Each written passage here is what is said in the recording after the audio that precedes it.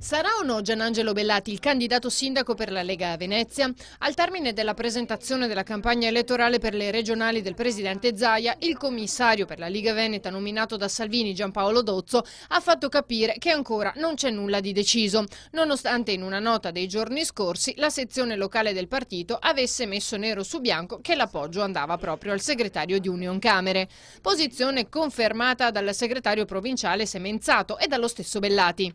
Intanto Dozzo lo ringrazio perché ha detto una grande verità, che io non sono della Lega, che io non sono un tesserato della Lega, perché io rappresento appunto un movimento che è Coesione Popolare.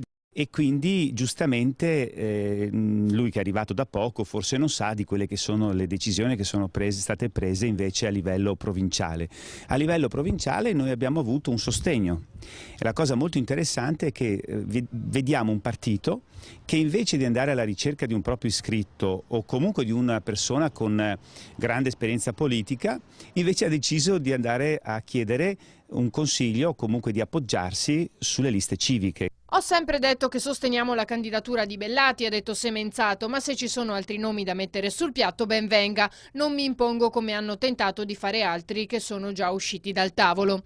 L'unica cosa certa è trovare un candidato in grado di reggere la sfida con Felice Casson. Alla riunione in via Leardi era presente anche Mattia Malgara che a distanza di pochi giorni si è ritirato dal polo delle liste civiche presentato proprio la scorsa settimana. Noi avevamo voluto fare uno sforzo di coordinamento perché appunto dicevamo vogliamoci bene, andiamo tutti nella stessa direzione, no?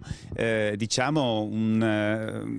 un fidanzamento, un matrimonio non consumato, non avevo neanche fatto tempo a capire se la cosa poteva veramente funzionare. È bene che sin dall'inizio le cose siano messe in chiaro e quindi ognuno per la sua strada. Intanto entro lunedì si saprà se il presidente dell'Umana Reyer Luigi Brugnaro scenderà in campo o no.